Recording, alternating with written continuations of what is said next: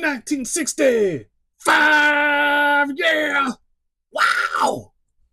Rob Zombie, he's back with his eighth album, The Great Satan.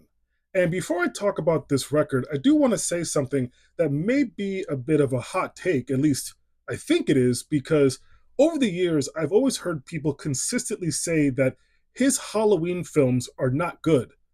I like those movies. I actually liked his take on the Halloween lore and IP. I feel like, for the most part, he's a solid director. I believe his last three movies are not good. They're not good.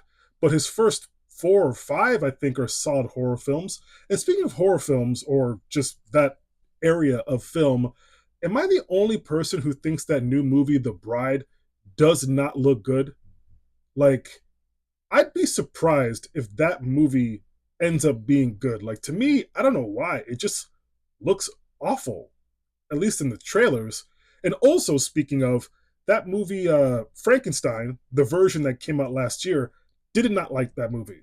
Didn't like it. I don't understand why so many people do like it.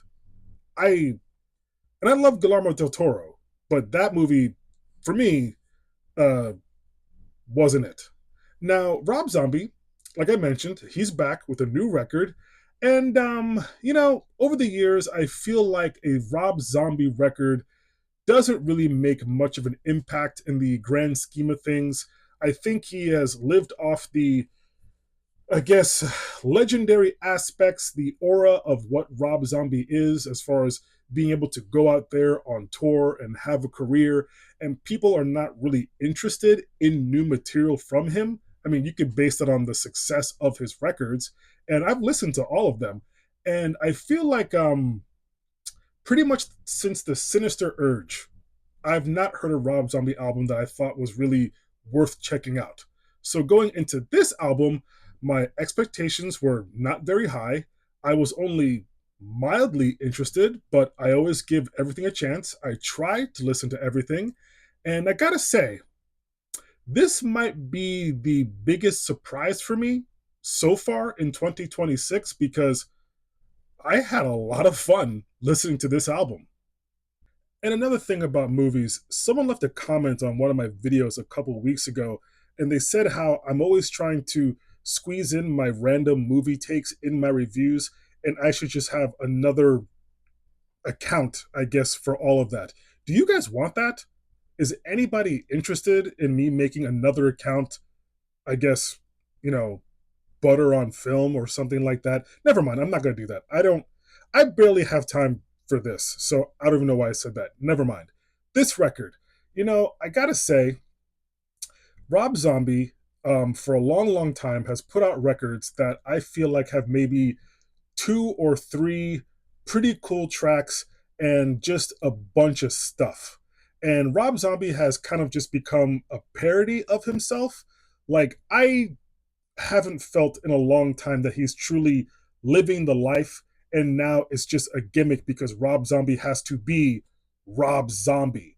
But on this record, I'm feeling this. Like on the track I'm a rock and roller, there's a part where he's like, I was born down in the ditch, a rotten motherfucker and a son of a bitch. And I was like, whoa, this is like the real deal. Like, I was surprised how I felt. Like, it was actually impacting me. And the instrumentation just hits really hard. I feel like the industrial elements that was in Rob Zombie's solo work in the beginning of his solo career is back in full force on this record in a big way in comparison to the last, I don't know, six records from him. This is surprisingly kicking a lot of ass for me. And another thing I want to mention about Rob Zombie is that I know this summer he's going on his Freaks on Parade tour. He does this tour every summer, and every summer there's always a date that's in my neck of the woods, and that includes this upcoming tour. And every year it's always him and someone else that's co headlining with him, I guess you could say. Like last year, I believe it was him and Alice Cooper. And other years, it's been him and Mudvayne or something like that. And this summer, It's him and Marilyn Manson.